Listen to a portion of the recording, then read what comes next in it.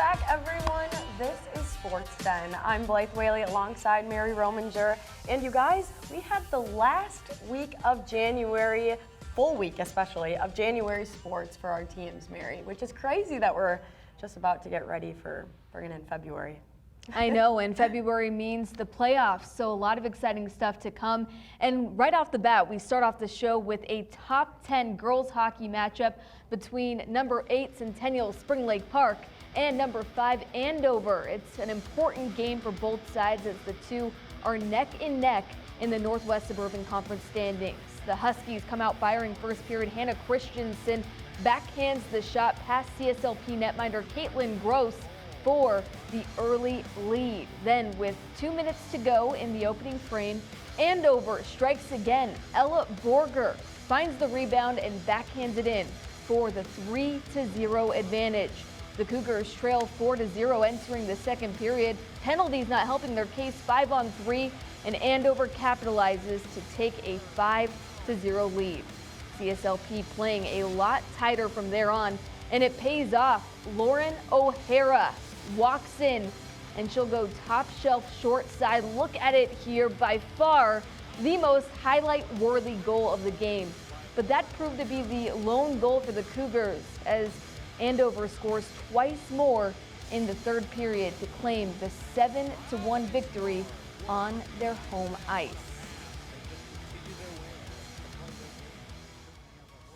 And the Huskies about double CSLP shots, but the Cougars limited Andover to just 9 shots in the second frame and 10 in the third frame compared to 21 in the first period. Also, CSLP went to the box on 6 different occasions, and the 5th-ranked Huskies were able to capitalize twice, but the highlight of the game in what was not too many good things for CSLP was that O'Hara goal. I could rewatch that over and over again. Well, what a thriller this one was on Saturday between Blaine and Eastridge. The Raptors won in overtime 4-3, but a valiant effort by the Bengals. Grayson Knowles netted a goal in the first period, then Macy Jansen and Grace Chapman scored in the second period to take the lead before Eastridge tied it in the third to force overtime. Then it was Bella Schmidt who was the eventual hero, but you see Hansen had 34 saves in the overtime loss. And right now, with just a few games left in the season, Blaine is 6th in the conference with a 5-5 in-conference record. Then you see at number 3, CSLP sits at 3rd, of course, losing to Andover on Friday, and that matchup and loss against Andover proves to be, this late in the season, the difference maker between the 2 seed and the 3 seed as far as the Northwest Suburban Conference standings say. And like I said, just 3 games remain on the regular season schedule for the Cougars and Bengals. CSLP won their final home game of the season on Saturday against North Wright County, so they now hit the road for a meeting with Elk River Zimmerman, White Bear Lake, and Blake, all away games. And it's the same deal for Blaine. 3 games left on the schedule, except the Bengals are trying to turn around a 5-game losing streak with 3 home games coming up against Champlain Park, Coon Rapids, Minnetonka, and Fort Francis, all at home. But it does feel a lot better when you're trying to come back from a losing streak to have that good stretch of home games coming up for them. Oh, yeah. So best of luck as they try to change the script and look for some more wins. But you guys, ladies first, we got that out of the way, but now our gentlemen hit the ice as well as we take a look at this first one as the Blaine Bengals are at the Anoka Tornadoes. This all happened Thursday night, but to get started, Anoka on the power play, and Blaine, their goalie, has just massive saves, a huge kick save. Spaniel, the keeper, has really had to hold his own, trying to chip it by. Another big save, Spaniel, off of the penalty kill. But now, Blaine, are they going to find their opening? In the second period, they do. They slot one past Rosenaw, and it's Caden Parent for the game winner. 1-0, the Bengals beat out the Tornadoes. But can they keep this winning streak going, Mary? Yep, on Saturday, the Blaine boys hockey team back in action for a big-time rivalry matchup against Spring Lake Park. Buckle up for this one. We drop into the first period. Right off the faceoff, Caden Parent rips a shot from the top of the circle. Blaine carries a 1-0 lead into the second period. Spring Lake Park now with the man advantage. Cross ice pass to Jacob Rombach. Rombach with a beauty of a shot to tie the game at 1 goal apiece. Midway through the second now, John Ross of SLP walks it all the way in and finishes with the backhander. The Panthers take their first lead of the game. Blaine trailing heading into the third period, under 2 minutes to play, and it's Caleb Schwartz scoring off of the odd man rush to force overtime. And in overtime, SLP turns it over in their own zone behind the net. Blaine is all over it. Alex Jorgensen is the overtime hero, assisted by Wilson Goose. Blaine wins in OT 3-2. How do you feel going into that overtime? I know we had a lot of momentum. Obviously, we got that goal there at the end of the third, and it was kind of slow for a while. So I think that really just juiced the boys up. And we know our coaches just said, stick to our base. Don't let it get out of hand, and just do what we've been doing the whole game, and we'll get success. And that's what happened. So. And then how did the crowd affect your game tonight? A lot of energy in the room. Yeah, I mean, it obviously makes it a lot more nerve-wracking, a lot of pressure, but it's a great atmosphere. Do you have any big games coming up? On Thursday, we play Coon Rapids, which will be a big game. An awesome victory on the road over SLP for Blaine. 35 shots on goal for Blaine, but Spring Lake Park led that category with 37. 3 different goal scorers for Blaine, but of course the most important one being in overtime by Jorgensen, assisted by Wilson Goose and Sam Shaughnessy. The Bengals win in overtime, and plenty more action for the area teams beyond that. But as we take a look at Maple Grove as they took on our Cougars were able to have a massive victory. But you think about what an offense it takes to get 7 goals in a game, but the shots on goal shows exactly how fierce this offense was. 55 shots on goal, and our director, Ted LaRue, calls this utter insanity that our Cougars were able to get this done past the Maple Grove Crimson, having just an awesome season. The Crimson are, so this was a big one there for the Cougars to be able to make this happen. But 3 goals there by Ramirez. Taking a look at the hockey standings, you see Maple Grove at the top, and that's even more so to show you why that game was so important. Just those 2 losses for Maple Grove on that conference, and you think of Centennial being able to be one of those. And Centennial, it shows what they're able to do. They also had a good game against Rogers for them. They need to take care of maybe some of those things defensively to keep them in it, because that offense, they're bringing the goals, guys. But as we look at these schedules, Centennial gonna have Duluth East there on the road, and gonna have to take on Osseo and Anoka. So they'll have that away stretch as well. But guys, when you're looking at the Blaine Bengals, they'll have a few away games as well. So our teams, they are going to be on the road, going to have to find ways to win, not on their home ice. But definitely a lot to look forward to. Some tough ones coming up there for Spring Lake Park. But you guys, boys hockey, bring in some excitement here late on. Yeah, and already some great games there, but we move away from the ice now and on the court as the Spring Lake Park girls basketball team is in for a very tough matchup against Rogers. When the 2 squared off earlier this season, it was Rogers coming out on top 69-48. Always extra motivation to get that revenge, in this case for the Panthers. This time in front of their home crowd, here's Brianna Nosbaum getting things going. Nice finish in the paint for 2. On the other end, Caitlin Macy dropped 21 on the day. There's 2 of them as she muscles her way in for the finish off the glass.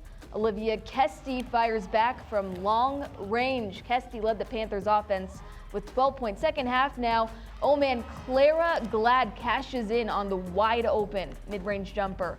Later it's Rogers with the quick transition, great pass. Alexis Moberg lays it in.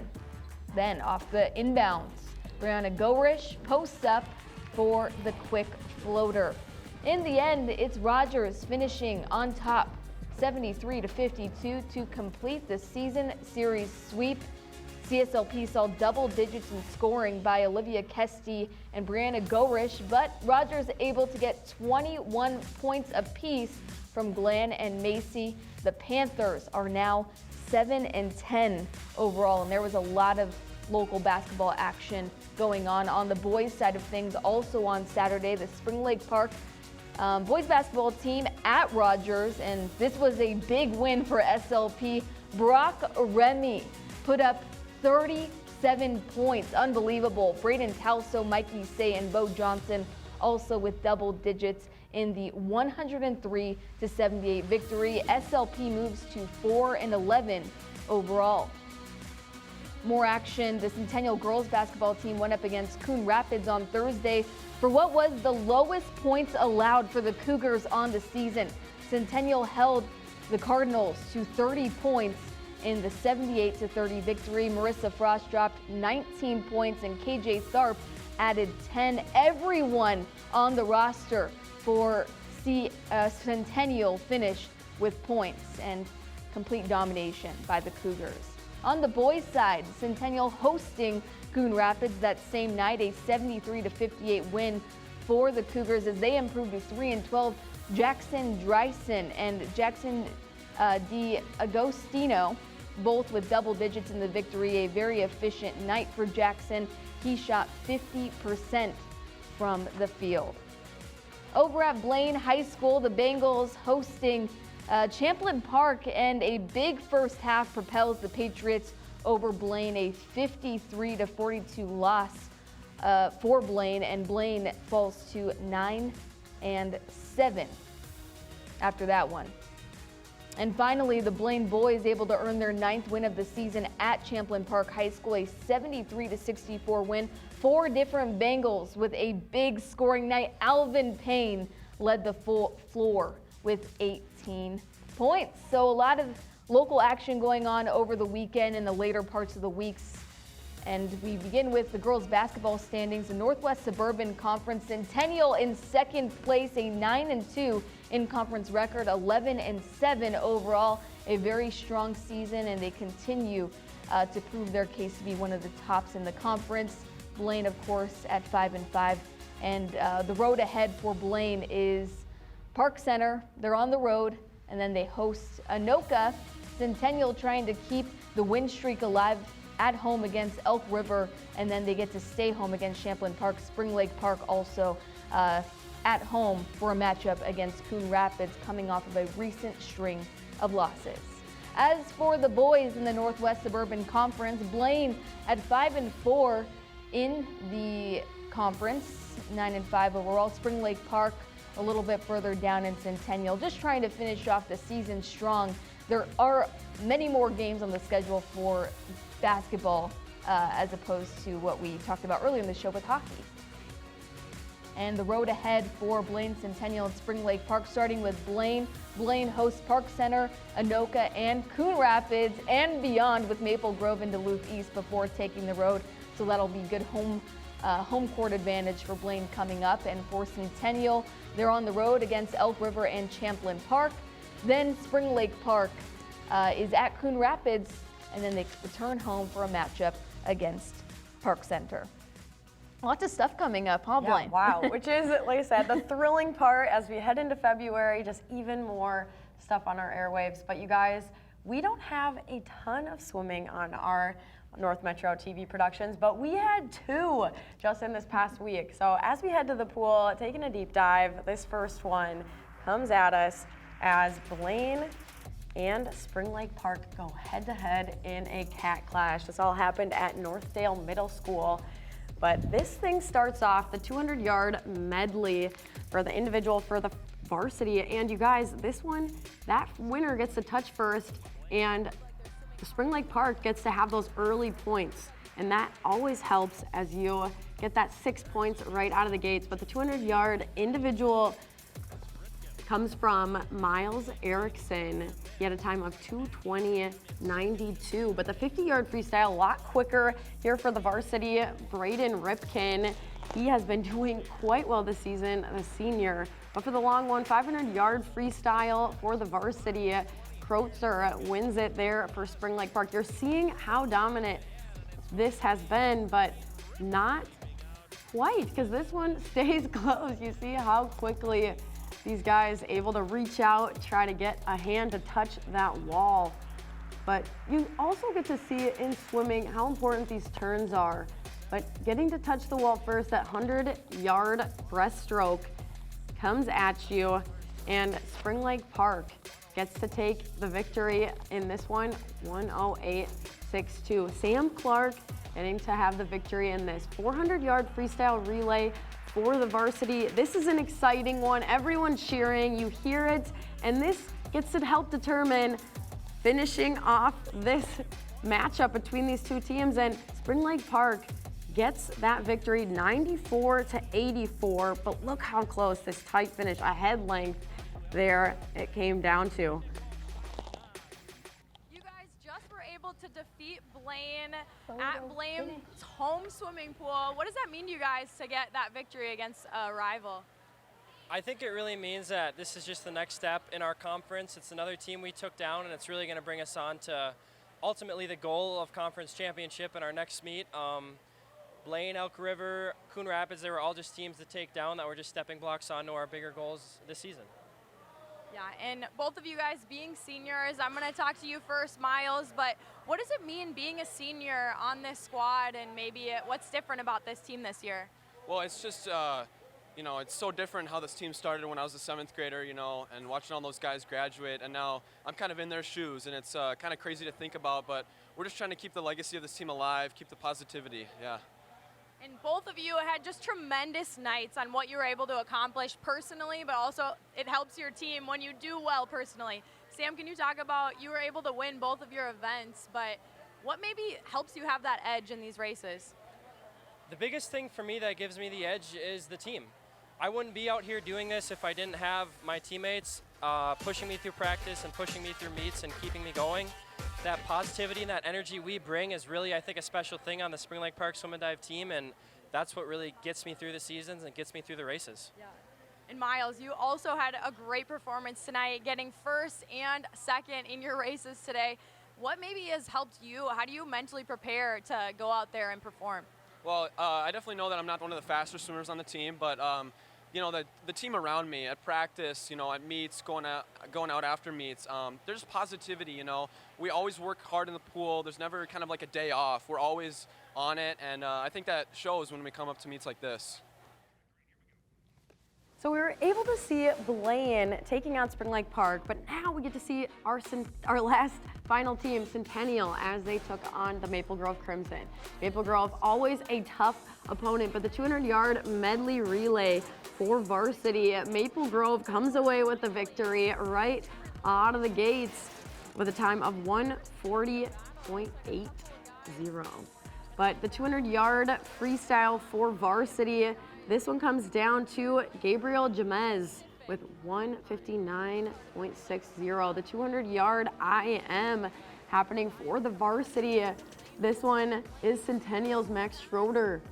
But the 50-yard, this is so quick, you guys. You see the quick reach coming out of lane 4. That was Rickles for Maple Grove. But as we head to the diving well, this takes all the concentration to get this done. Ian Cobb was tremendous. We got to see him finish out with the victory, the senior, with a final score of 194.30. But a lot of guys did tremendous throughout this. It takes all of the dives, all of the teams to make the diving portion so interesting. But like I said, Ian Cobb got those final 6 points for their team. As we head back to the pool, Logan Cryer got to win that 100-yard butterfly for the varsity. The 100-yard freestyle, though, for the varsity did go to Manthe, the sophomore for Centennial. But back to that long event, the 500-yard freestyle, the varsity took it with Maple Grove's Baker, and now the 200-yard relay comes down to just that quick finish from Maple Grove, getting to touch the wall first. The 100-yard backstroke for the varsity came to Max Schroeder with 58.75. You guys, when it is the breaststroke, you see how tough this can be, but all alone, Max Schaefer able to get that victory. So exciting. The 400-yard freestyle relay, again, that big event that everyone's cheering and getting excited about, and Centennial able to get that victory. It was their last home swimming meet of the regular season. So congrats to all those seniors. A lot of wonderful, tremendous performances from them to get to finish out, just making sure that they had that home swim that they wanted to have. And kudos to them. But yeah, you guys, from top to bottom, a really strong performance from all of the area teams. So great stuff. Keep it up as the end of the season nears. you guys, we are really excited and looking forward to February, as we talked about. So don't worry, there will be more highlights back on Sports 10 next week. But on behalf of Mary Rominger and our director, Ted LaRue, I'm Blythe Whaley saying so long. Till next week, guys.